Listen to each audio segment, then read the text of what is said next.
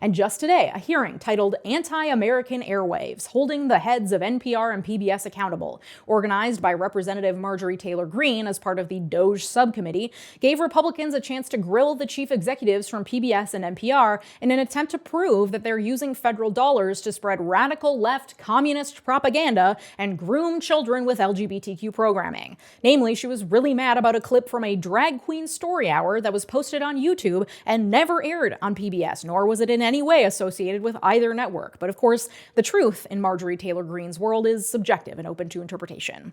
There were, of course, no actual revelations at this hearing other than the chief executive of NPR acknowledging that they should have more thoroughly covered the Hunter Biden laptop story during a time when she wasn't even in charge.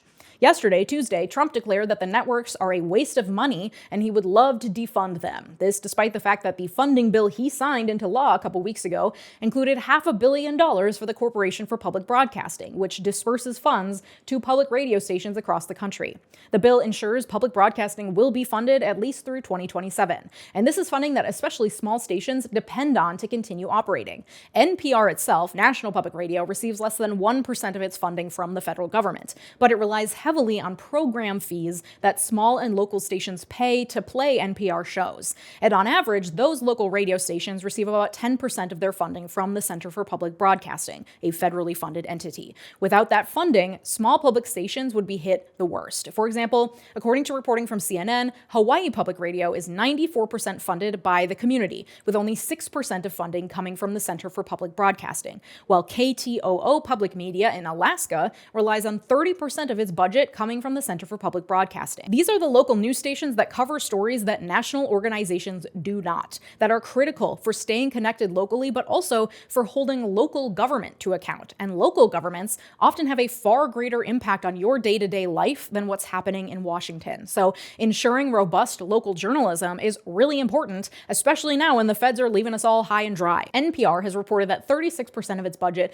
comes from corporate sponsors and 30% comes from program fees that local stations pay to air NPR shows. The Corporation for Public Broadcasting supports the system of local radio and TV stations, who then in turn support PBS and NPR by paying fees to use their shows. NPR and PBS are both transparent about who they receive funding from. I grew up on PBS shows from the 90s, and hearing that the show I was watching was being supported by the Corporation for Public Broadcasting and viewers like you, thank you, has been seared into my brain. Anytime NPR covers a story related to a corporate sponsor, they disclose that. They have basic journalistic standards in place to ensure the integrity of their news reporting, something that the news media on the right does not. Today's hearing was political theater, so Marjorie Taylor Greene could continue pushing right-wing extremist propaganda that her constituents seem to love and that keeps her in Trump's good graces. But it's another instance, along with somehow turning the blame for a major national security slip-up on the journalist doing his job as a government watchdog, of Trump and his advisors spouting anti-journalist propaganda that is the cornerstone of any autocratic regime intent on getting away with doing whatever it wants.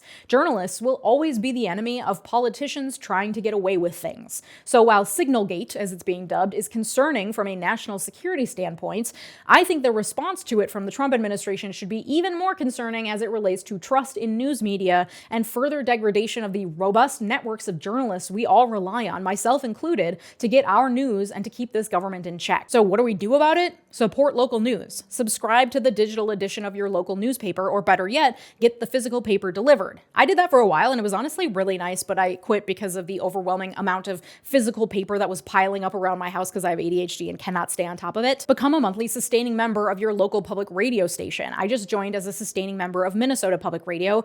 For the first time, I've donated, but I've never been a sustaining member, monthly donations, despite the fact that I've been benefiting from their services for literally 20 years. Turning on NPR while I was getting ready for school was a mainstay in my house growing up. As an angsty teen, I was too cool for pop music, and I discovered a whole new world of local and alternative music by listening to The Current, which is NPR's music station. Like, truly, public radio does such a service to the localities that it serves, and you take it for granted, but if it went away, we would all be worse off for it, relying nearly exclusively on corporate news that would almost certainly overlook local stories to the detriment of us all. You can even get involved in local news by writing letters to the editor or volunteering to help at fundraising and other events. At a time when journalists and journalism itself is under attack from forces that wish to be able to operate in the dark away from prying eyes, It's more important than ever that we very vocally and openly support public radio and local news organizations because they truly are on the brink of extinction.